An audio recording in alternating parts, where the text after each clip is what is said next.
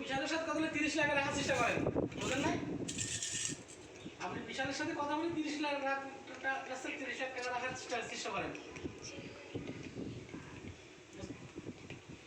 একটু পরে দেন বা একটু পরে দেন, আধা ঘন্টা পরে দেন, ঠিক আছে? আমি তো অফিস যাওয়া বলতে পারবো না কোনো কথা, এই জন্য বাইরে এসে বলছি।